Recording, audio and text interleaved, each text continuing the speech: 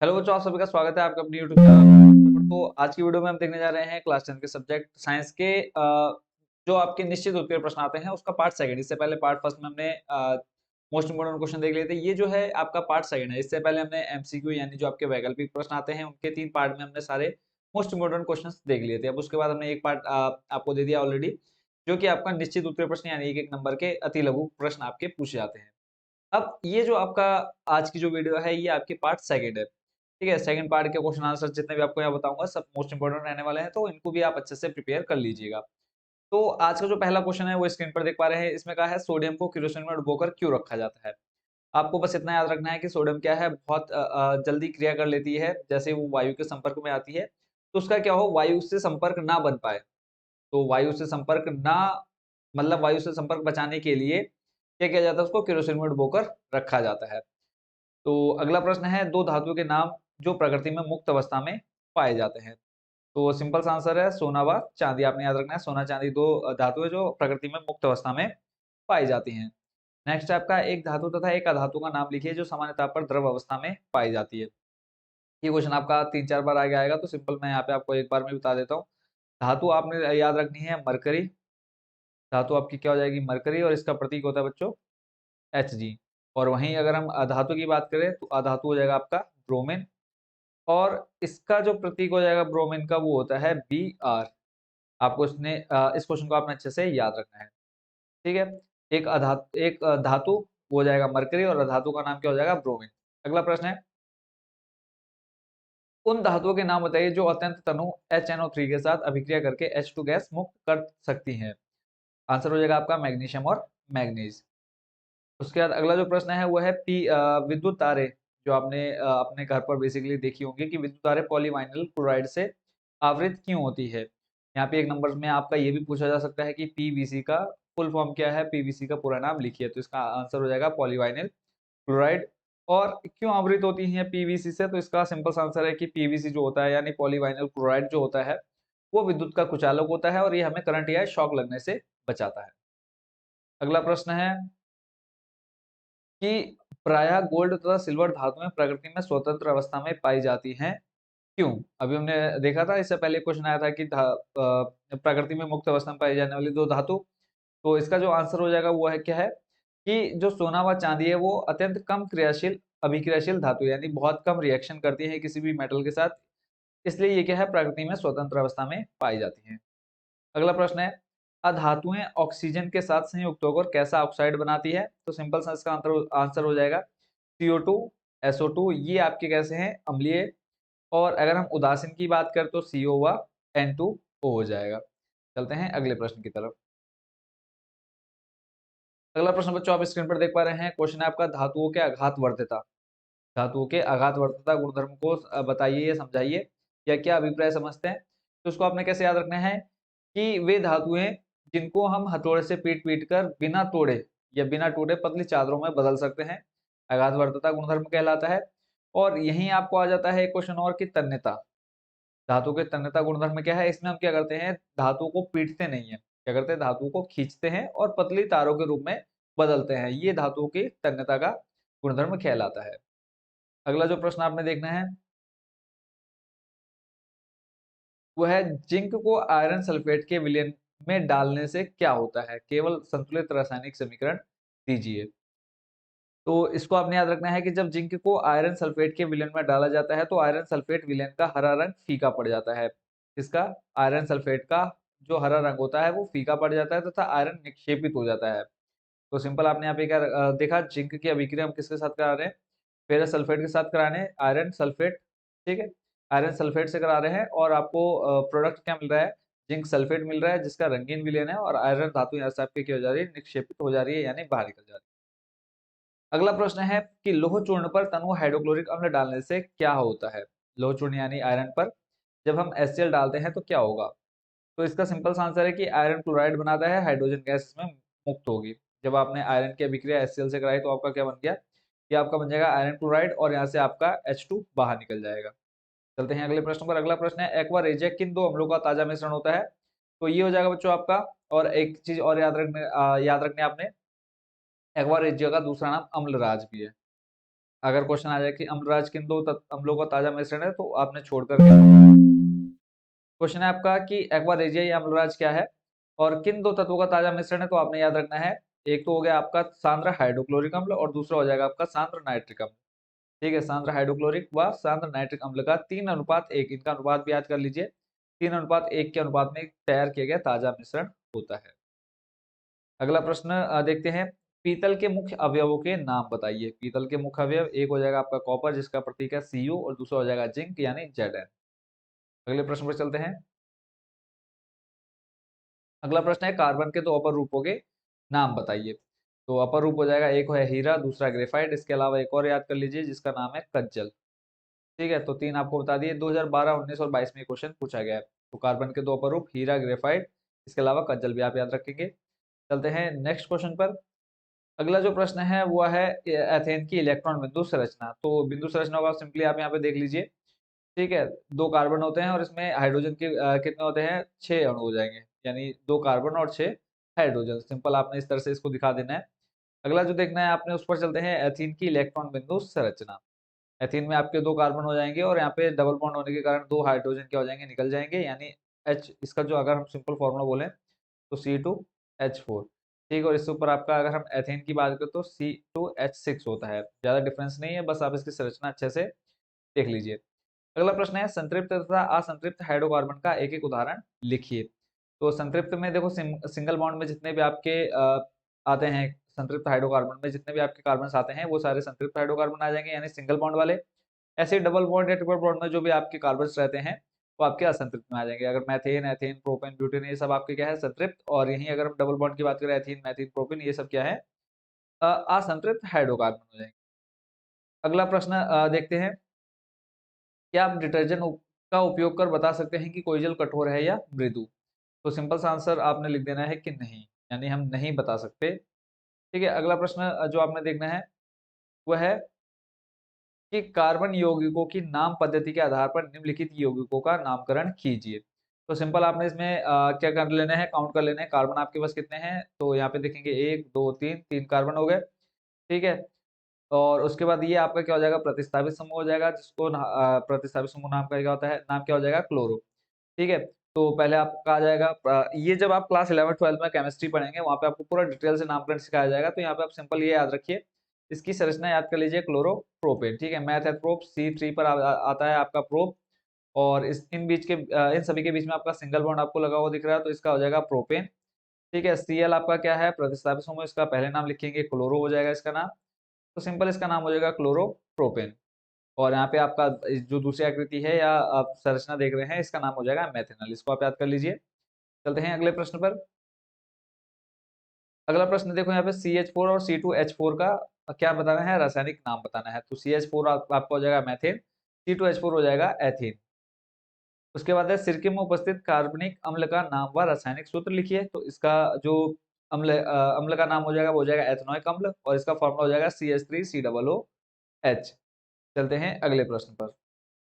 अगला प्रश्न है परम अल्कोहल क्या है। क्वेश्चन है परम अल्कोहल क्या है। तो एथेनॉल जिसमें अंश मात्र भी जल उपस्थित न हो, यानी बिना जल के एथनॉल होता है। और ये कह सकते हैं कि इसमें 100% क्या होता है, एथनॉल होता है, बिल्कुल प्योर होता है। इसलिए हम इसको क्या नाम देते हैं, परम अल्कोहल, यानी पानी इसमें बिल्कुल भी उपस्थित नहीं होता है। अगला प्रश्न देखते हैं। एस्ट्रो के उपयोग बताने हैं। एस्टर आपने पढ़ा होगा, एस्टर के उपयोग बताने हैं। तो एस्टर का उपयोग ठंडे पेयों, यानी जो आप कोल्ड ड्रिंक वगैरह पीते हैं उसमें, आइसक्रीम, फिर मिठाई और इत्र में किसका उपयोग किया जाता है, एस्टर का उपयोग किया जाता है। यानी इतनी चीजों को बनाने के लिए किसका उपयोग किया जाता है, एस्टर्स का। अगला है रेफ्रिजरेटर में प्रयुक्त, यानी जो आपकी फ्रिज है इसमें प्रयुक्त की जाने वाली कृत्रिम संश्लेषित रसायन का नाम लिखिए। तो इसमें आप फ्रेयॉन का यूज करते हैं। क्या है नाम, फ्रेयॉन।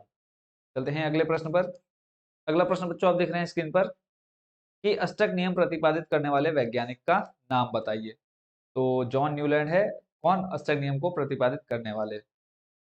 अगला प्रश्न है मैंडलिफ की मैंडलिफ की आवर्त मैंडलिफ का आवर्त नियम क्या है। 2012 13 14 में क्वेश्चन आपसे पूछा गया है। तो इस नियम के अनुसार क्या होता है, इसको आप छोड़ दो, भले इतना मत लिखो। सिंपल आपने लिखना है कि मैंडलिफ के आवर्त नियम के अनुसार तत्वों के गुणधर्म उनके परमाणु भार के आवर्ती फलन होते हैं। ठीक है, बस आपने इतना याद रखना है, परमाणु भार। ठीक है, और दूसरे वाले में आ जाएगा आपका क्या, क्योंकि एक आपका हो गया मेंडलीफ का आवर्त नियम और एक होता है आपका आधुनिक आवर्त नियम। तो आधुनिक आवर्त नियम में आप हो जाएगा आपका क्या, परमाणु। मेंडलीफ के आवर्त नियम में क्या है, परमाणु भार, जो अंतर है दोनों में, और वहां पर हो जाएगा परमाणु क्रमांक। बस बाकी पूरी डेफिनेशन सेम आएगी, याद कर लो। तत्वों के गुणधर्म उनके परमाणु भार या परमाणु द्रव्यमान के आवर्ती फलन होते हैं। अगला जो प्रश्न है वो है आधुनिक आवर्त नियम क्या है। तो आधुनिक आवर्त नियम क्या होता है, तत्वों के गुणधर्म उनके परमाणु क्रमांक के आवर्ती फलन होते हैं। तो आपने इन दोनों के बीच में अगर डिफरेंस भी आएगा लिखने के लिए तो इजिली आप लिख पाएंगे। अगला प्रश्न है, आधुनिक आवर्त सारणी के प्रथम आवर्त में उपस्थित तत्वों के नाम लिखिए। तो प्रथम आवर्त में क्या हो जाएगा आपका हाइड्रोजन और दूसरा हो जाएगा हीलियम। जब आप प्रेडिक्टेबल देखेंगे तो आपकी प्रेडिक्टेबल इस तरह से चलती है, ठीक है। उसके बाद कंटिन्यू आपकी इस तरह से बनते हैं। तो पहले वाले में आपके क्या आ जाते हैं, एक इधर हाइड्रोजन आता है, इधर आपका आ जाता है हीलियम, ठीक है। चलते हैं अगले प्रश्न पर। अगला प्रश्न है सिंपल सा है। इसमें पूछा है देखो कि किसी तत्व का इलेक्ट्रॉन विन्यास 2,8,3 है, इसे आवर्त सारणी के किस समूह में रखना उचित होगा। तो 2, 8, 3 है, तो सिंपल से इसका आंसर हो जाएगा कितना, तृतीय यानी 13वें वर्ग में रख सकते हैं। उसके बाद चलते हैं अगले प्रश्न पर।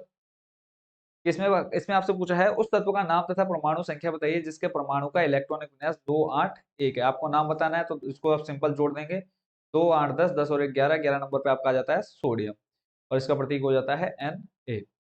नेक्स्ट क्वेश्चन है कि परमाणु संख्या बतानी है। एक तो आपको परमाणु संख्या सिंपली आपको जो ये विन्यास दे रखा है इसको आपने जोड़ लेना है। तो 2 + 8 + 7 हो जाएगा 17 और इसका नाम हो जाएगा आपका क्लोरीन, ठीक है। और इसका प्रतीक चिन्ह हो जाएगा Cl। नेक्स्ट क्वेश्चन है आपका, उत्कृष्ट गैसों की खोज किसने की। तो उत्कृष्ट गैसों की खोज लॉर्ड रेले तथा रेमजे ने सन 1894 में की।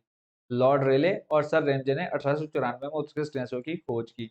एक नंबर में अलग से क्वेश्चन आ सकता है कि उत्कृष्ट गैसों की खोज किस वर्ष हुई, तो 1894। याद रखना अच्छे से आपने। अगला प्रश्न है, आयनन एंथैल्पी से क्या तात्पर्य है, इसको भी देख लेते हैं। किसी तत्व को उदासीन गैसीय परमाणु की तलस्थ अवस्था में उसके भारतम कोश से इलेक्ट्रॉन पृथक करने हेतु आवश्यक ऊर्जा की मात्रा।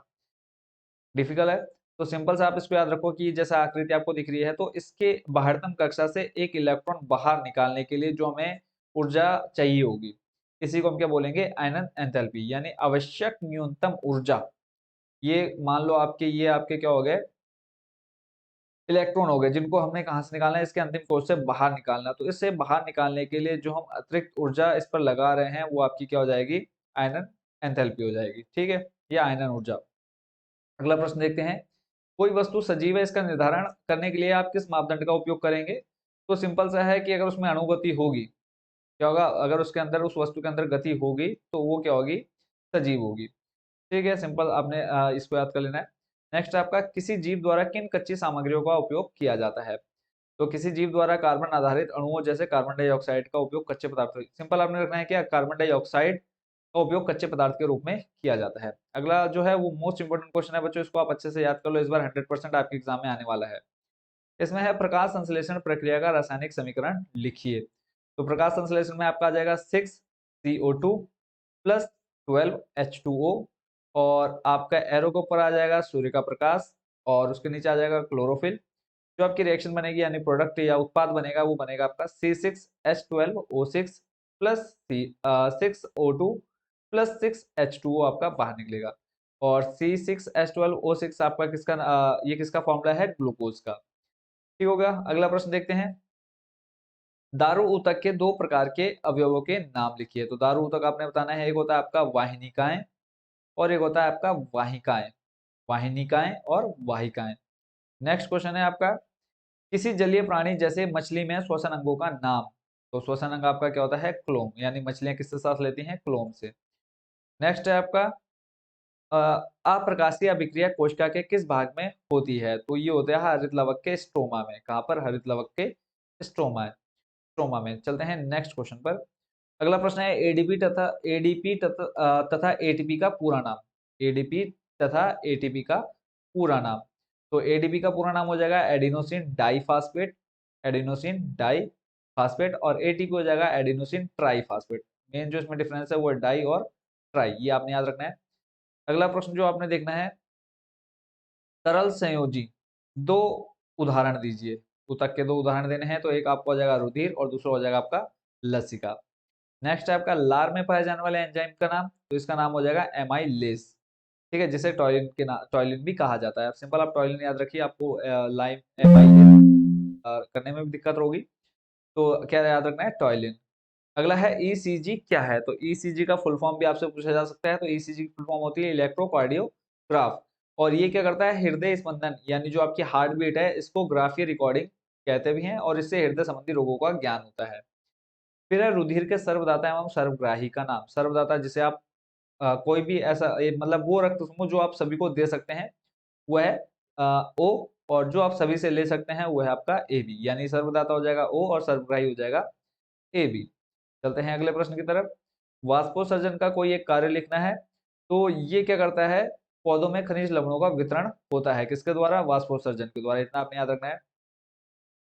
नेक्स्ट क्वेश्चन है, हमारे शरीर में वसा का पाचन कहाँ होता है, तो अमाशय तथा शुद्रांश में वसा का पाचन लाइपेज एंजाइम की सहायता से होता है, इतना याद रखना है। नेक्स्ट आपका किस यंत्र की सहायता से रक्तदाब नापा जाता है, तो आंसर हो जाएगा स्फिग्मोमेनोमीटर, स्फिग्मोमेनोमीटर।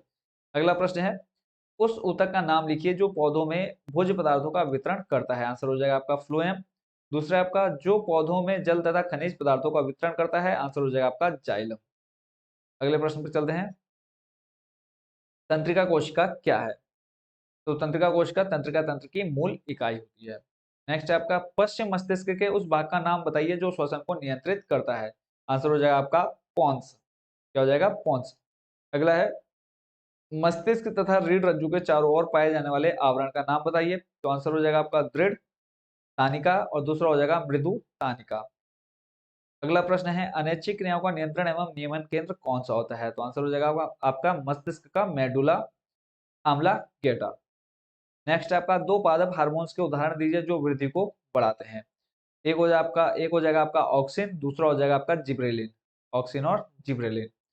अगला है फाइटो हार्मोन क्या है, तो ये क्या करता है, जो भी पौधों में वृद्धि और जैविक प्रक्रियाएं होती हैं इनको नियंत्रित करने का काम करता है, ठीक है। फाइटो हार्मोन क्या है, पौधों के जो वृद्धि होती है उसको नियंत्रित करने का काम करता है, इसलिए आप याद रखिएगा।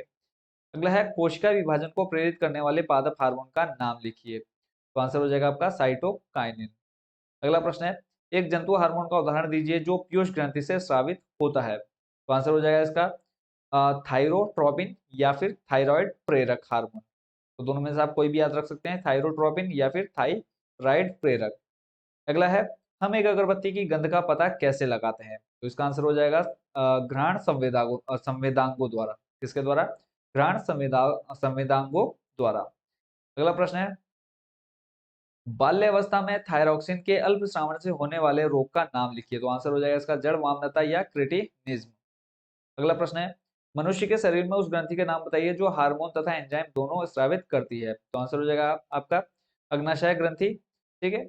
और उसके बाद है, कौन सा हार्मोन पत्तियों के झड़ने में योगदान करता है, तो आंसर हो जाएगा आपका एबिसिसिक अम्ल, एबिसिसिक अम्ल। शरीर की सबसे लंबी कोशिका कौन सी है, तंत्रिका कोशिका। एड्रेनलिन हार्मोन किस अंतःस्रावी ग्रंथि से स्रावित होता है, तो आंसर हो जाएगा अधिवृक्क ग्रंथि के भीतरी भाग मेडुला से क्या होता है, स्रावित होता है। शरीर की सबसे बड़ी ग्रंथि थायराइड ग्रंथि, और कोशिका की बात करेंगे तो तंत्रिका कोशिका और ग्रंथि थायराइड। अगला है, कौन सा हार्मोन रक्त में शर्करा का स्तर नियंत्रित करता है, आंसर हो जाएगा आपका इंसुलिन। तो किसकी कमी से हमें गाइटर रोग हो जाता है, अगला प्रश्न है आयोडीन की कमी से। फिर है, प्रतिवर्ती क्रिया में मस्तिष्क की क्या भूमिका होती है, तो ये क्या होता है, इसमें कार्य संपन्न होने के पश्चात मस्तिष्क को सूचना प्रेषित कर दी जाती है, किसके द्वारा, मेरुरज्जु के द्वारा। नेक्स्ट आपका मस्तिष्क का कौन सा भाग सोचने के लिए उत्तरदायी है, तो प्रमस्तिष्क गोलार्ध सोचने के लिए उत्तरदायी होता है। अगला है, मस्तिष्क का कौन सा भाग शरीर की स्थिति तथा संतुलन का अनुरक्षण करता है, तो आंसर हो जाएगा आपका पश्च मस्तिष्क का अनुमस्तिष्क। नेक्स्ट है, अपटू ग्रंथि से स्रावित हार्मोन का नाम लिखिए, तो आंसर हो जाएगा आपका थायरॉक्सिन। नेक्स्ट क्वेश्चन है आपका, लार में पाए जाने वाले एंजाइम का नाम, तो इसका जो आंसर हो जाएगा वो जाएगा एमाइलेज, ठीक है, या टॉयलिन आप बोल सकते हैं। अगले प्रश्न पर चलते हैं। अगला प्रश्न जो है कि दो जीवों के नाम लिखिए जो उत्पन्न होते हैं मुकुलन द्वारा, और दूसरा है आपका बीजाणु द्वारा, ठीक है। तो अभी तक जितने क्वेश्चन देखे इन सभी क्वेश्चंस को आपने अच्छे से प्रिपेयर करना है, और देखते हैं कुछ क्वेश्चन और देखते हैं, उसके बाद फिर जो क्वेश्चन बचे हैं आपके वो हम देखेंगे नेक्स्ट पार्ट में, ठीक है। कोशिश करेंगे आपको जितने भी क्वेश्चन है 3 पार्ट में हम इसको कंप्लीट कर दें। तो हमने देखा कि आपको बताना है मुकुलन द्वारा, यानी दो जीवों का नाम लिखने हैं जो मुकुलन द्वारा उत्पन्न होते हैं। तो पहला हो जाएगा आपका हाइड्रा और दूसरा हो जाएगा स्पंज। ठीक है, दोनों आपने याद रखने हैं। एक हो जाएगा आपका हाइड्रा, दूसरा हो जाएगा स्पंज। फिर है बीजाणु द्वारा जो उत्पन्न होते हैं, तो इसका आंसर हो जाएगा अमीबा और यूलोथ्रिक्स। ठीक है, चलते हैं अगले प्रश्न पर। एक लिंगी तथा उभयलिंगी पुष्प का एक एक उदाहरण देना है। तो एक लिंगी का उदाहरण हो जाएगा मक्का, पपीता, और उभयलिंगी का हो जाएगा मकई और मटर। चलते हैं अगले प्रश्न पर, और इसको आप यहीं पर देख लीजिए। इसमें कहा है अमीबा में द्विखंडन को केवल चित्र द्वारा दर्शाइए। तो इसको आप यहीं पर अच्छे से देख लीजिए, और इंपॉर्टेंट क्वेश्चन है, इस बार ये आपके एग्जाम में 100% आएगा। ठीक है, ऊपर 1 2 3 फिर 4 5 6। ठीक है, तो इन सभी डायग्राम्स को आप अच्छे से याद कर लीजिए। चलते हैं अगले प्रश्न पर। साल्विया में परागण किस माध्यम से होता है? तो आंसर हो जाएगा कीट द्वारा। नेक्स्ट क्वेश्चन है, किन्हीं दो परागित पुष्पों के नाम लिखिए। तो आंसर हो जाएगा आपका वेलिसनेरिया और हाइड्रिला। ठीक है, नेक्स्ट क्वेश्चन देखते हैं। इसमें है उभयलिंगी पुष्प किसे कहते हैं? तो वह पुष्प जहां पर नर मादा दोनों प्रकार के जननांग पाए जाते हैं, उभयलिंगी पुष्प कहलाते हैं। आंसर हो जाएगा आपका मकोई। अगला प्रश्न देखते हैं, कायिक प्रवर्धन द्वारा उगाए जाने वाले दो पौधों के नाम। तो आंसर हो जाएगा आपका आलू, अदरक, गन्ना, गुलाब। फिर है भारत की जनसंख्या वृद्धि की वर्तमान दर क्या है? तो 1.19%। फिर है एमटीपी। एमटी की फुल फॉर्म भी आपकी आ सकती है, तो इसका आंसर हो जाएगा चिकित्सकीय गर्भावस्था समापन। ठीक है, तो अगर इंग्लिश की बात करें तो मेडिकल टर्मिनेशन ऑफ प्रेगनेंसी। तो इसको वैधता कब प्रदान की गई? 1972 यानी 1972 में। अगला प्रश्न है, पुंकेसर एवं स्त्रीकेसर दोनों युक्त पुष्प क्या कहलाता है? तो इसको हम उभयलिंगी पुष्प कहते हैं इसलिए। अगला है, गर्भ निरोधक गोलियों में कौन से हार्मोन पाए जाते हैं? तो एस्ट्रोजन और प्रोजेस्टेरॉन हार्मोन पाए जाते हैं। अगला है, यौन संचारित दो रोगों के नाम। तो आंसर हो जाएगा सिफिलिस और गोनोरिया। फिर है, गर्भ निरोधन की किन्हीं दो युक्तियों के नाम लिखिए। तो एक हो जाएगा आपका नसबंदी और दूसरा हो जाएगा अंतः गर्भाशय युक्ति। ठीक है, तो आज की वीडियो में और जो आज का पार्ट था इसमें सिर्फ इतने ही क्वेश्चन। अब जो नेक्स्ट आपका पार्ट थर्ड आएगा उसमें हम बाकी के क्वेश्चन देखेंगे। आई होप कि इतने क्वेश्चंस को आप अच्छे से प्रिपेयर कर लेंगे। ठीक है, और जितने क्वेश्चन आज आपको दिखाए सारे मोस्ट इंपोर्टेंट क्वेश्चन थे, और ये आपके प्रीवियस एग्जाम में अब तक कई बार रिपीट हो चुके हैं। तो इतने क्वेश्चन को आप अच्छे से प्रिपेयर कर लेंगे। और जिन बच्चों ने अब तक चैनल को सब्सक्राइब नहीं किया है, चैनल को जरूर सब्सक्राइब कर लीजिए, ताकि आने वाली जो भी वीडियोस हैं या जो भी पार्ट्स हैं वो आपको इजिली मिल जाए। उसके लिए आपको इधर-उधर भटकना ना पड़े, और कोशिश करेंगे कि जितने क्वेश्चंस मिल रहे हैं आप इनको डेली याद करते जाएं। नेक्स्ट आप छोड़िए मत कि अगले दिन याद कर लेंगे, बाद में याद कर लेंगे। अभी याद करते जाओ, क्योंकि अब आपके पास टाइम बिल्कुल भी नहीं बचा है, बहुत कम समय है आपके पास। तो कोशिश करेंगे इसको आप तुरंत याद करते जाएंगे। तो सभी को बेस्ट विशेस आपके बोर्ड एग्जाम्स के लिए। मिलते हैं नेक्स्ट वीडियो में नेक्स्ट पार्ट के साथ। Thank you so much watching for this video.